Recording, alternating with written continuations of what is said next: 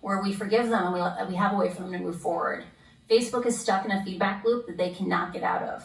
They have been hiding this information because they feel trapped, right? Like they would have come forward if they had solutions to these things.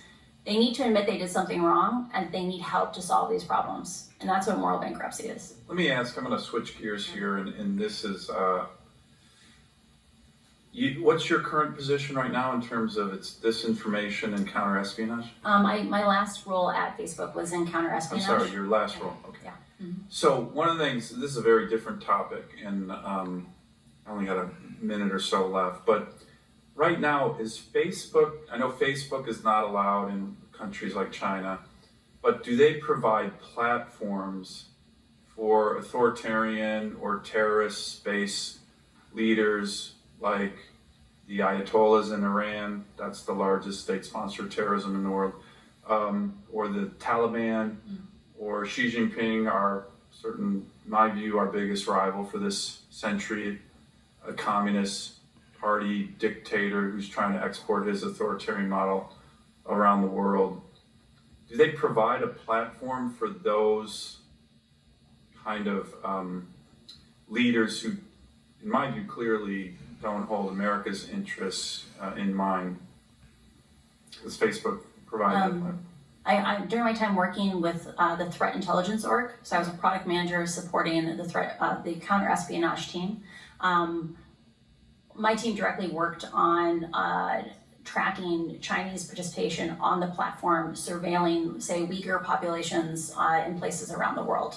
That you could actually find the Chinese based on them doing these kinds of things. So Facebook, yeah. Oh, I'm sorry. We also saw active participation of, say, the Iran government doing espionage on other state actors. So this is definitely a thing that is happening, and I believe Facebook's consistent understaffing of the counter-espionage, information operations, and counterterrorism teams is a national security issue, and I'm speaking to other parts of Congress about that. So you're saying, in essence, that the platform, whether Facebook knows it or not, is being utilized by some of our adversaries in a way that helps push and promote their interests at the expense of America's? Yes, Facebook's so very aware that this is happening on the platform. And I believe the fact that Congress doesn't get a report of exactly how many people are working on these things internally is unacceptable, because you have a right to keep the American people safe. Great, thank you very much. Thanks, Senator Sullivan. You may have just opened an area for another hearing. Sorry, yeah.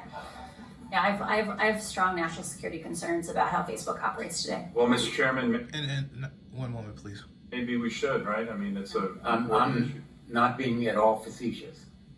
Thank you for your questions on this. And this also gets to the earlier vlog where I mentioned that the Philippines government was buying troll accounts. They're having troll accounts being made. That's a national security issue. We don't know what those troll accounts are doing on Facebook. So she's opened up a window, and I hope that we go through it and stop this. Subscribe to Zenny62 and bookmark opennewsnow.com.